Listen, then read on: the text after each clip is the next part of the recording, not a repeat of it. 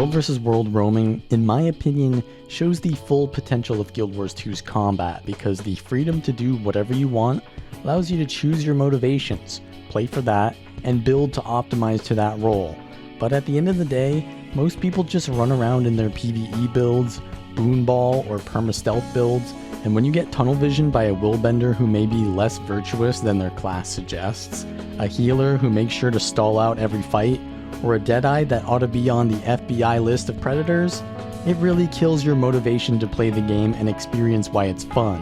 Especially when the main reason to play is for fun, since the reward for winning isn't much different to losing. And while these players aren't necessarily wrong for playing things that are rewarding to them, the solution to playing around them is simply staying with your team, and this shuffles players into larger fights with more defined roles, and they eventually decide to build for that, which means you want minstrel supports or Zerker DPS, which can be fun as well because everyone loves seeing big numbers when your skills hit the entire enemy Zerg,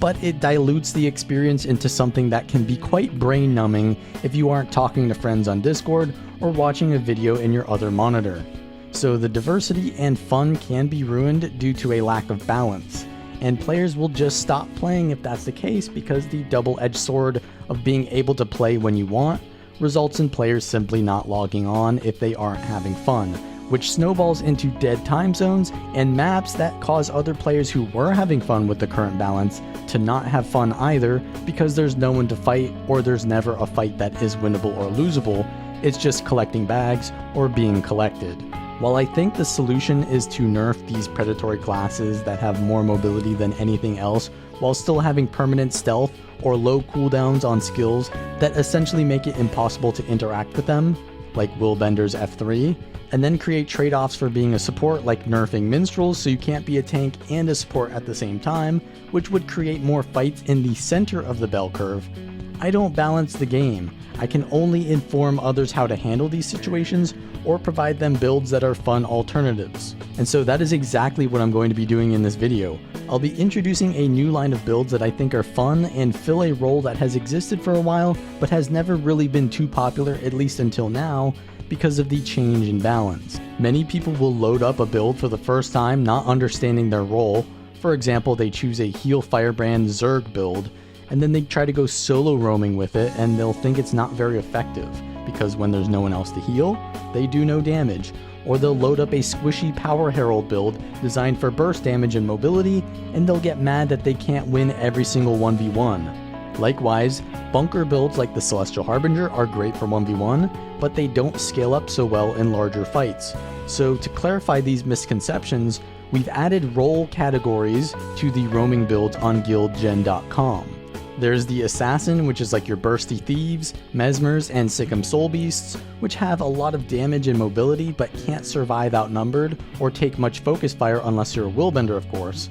They can disengage fights very well, and so they need to play opportunistically and be aware of their surroundings to get out when the situation goes downhill, but also be aware of their openings to get kills. Then there's your Bruiser, which is more tanky with self-sustain, boons, and stun breaks or stability to allow them to survive outnumbered or to live long enough to get value from their sustained damage. This usually comes at a cost of mobility, unless of course you're a Celestial Dagger Catalyst, and having low mobility means you maybe struggle to secure kills or disengage from losing fights, even though you'll be much better at winning those even fights. And finally, the Medic role, which is the new one that we're introducing to the list.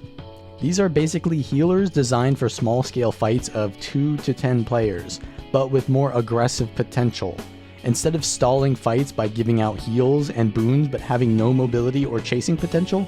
medics have burst combos and can enable their team to focus targets with CC or conditions. In situations where your team is outnumbering the enemy and there's no need for healing, they're actually useful. And in situations where you're completely outmatched and have no chance to stand and fight, they have disengage tools to adapt. Even though they do provide some healing or protect their allies in some way, they aren't fully invested into healing. This also means that running a medic build doesn't necessarily stall out fights like a minstrel build does, since they're lower in sustain, but can also help their team engage and end fights faster. How these builds do this depends on the class, and we found some very fun ways to contribute to your team while maximizing the potential of the class. So let's go over some of the medic builds. This isn't meant to be a guide to playing these medic builds. Check the actual pages on each build for that. This is just to highlight some of the interesting aspects so you might decide to try it out yourself. For Thieves, Spectre has always been great for a medic playstyle, and this is nothing new. It just isn't that popular because it's sort of niche and difficult to play, but if you understand how to ally target quickly, you can pump permanent quickness and barrier on your highest DPS ally so they can go in and destroy the enemy. This is great to pair with a Sikkim Soul Beast, a Power Berserker, or even just a Deadeye. The Ranger medic build is actually a Soul Beast, not a Druid, even though I think the Condition Druid build can somewhat be a medic, even though it's really more of a bruiser. This build makes use of the Owl Merge to provide Condition Cleanse and healing from the Bird Merge skill, and Stance Sharing allows you to give one of the most powerful skills in the game, Doliac Stance, to your allies. Another aspect of medic builds that this one highlights well is that they can slot in revival utilities. So even if they don't have enough healing or burst damage happens too fast, the Spirit of Nature is a reliable way to get your allies back up and continue the fight without investing too much into it. The Engineer medic build is not fully finished at the moment, but it's most likely going to be a Tools Invention Scrapper, which can swap into the med kit when it needs to heal allies, and otherwise it can do damage with the spear, so based on the situation you can adapt for a truly hybrid playstyle. And the built-in function gyro and access to super speed for allies and the defense field is a unique benefit to this class.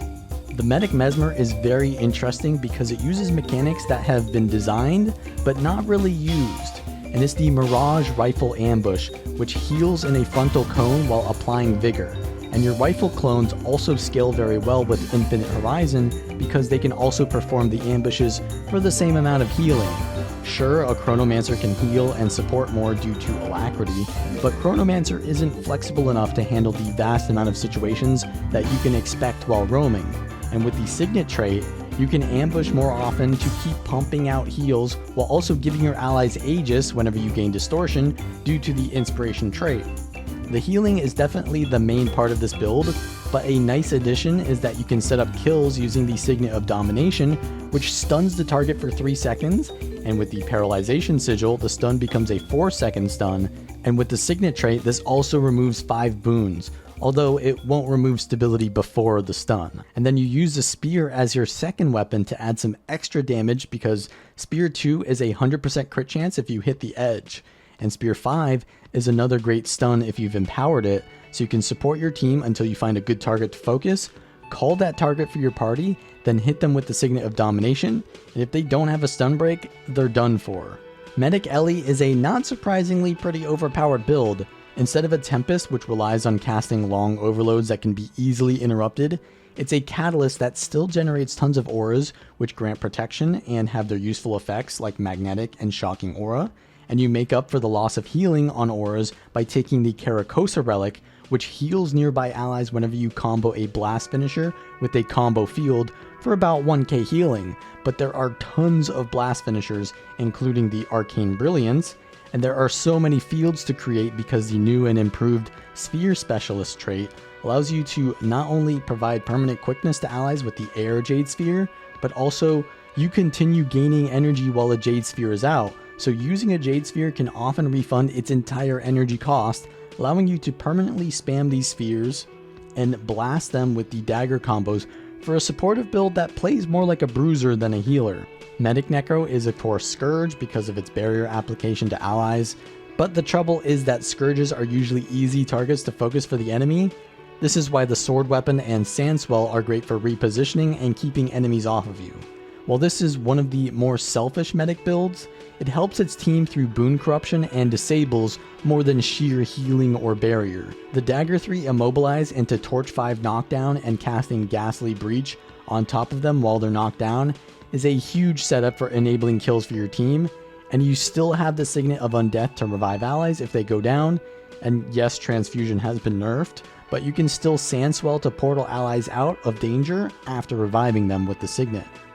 Now, the Warrior Medic build is an idea that began in PvP as Spellbreaker inspired by the Guild Wars 1 Sunspear, and now I've adapted it to World vs. World with much more support with similar levels of damage and offensive buffs. This is because of the Crusader stats that allow you to get healing power to support allies with shout heals, but then maintain high crit damage and power to do spear combos, which gain their crit chance from the Daredevil Relic and the Vision Sigil.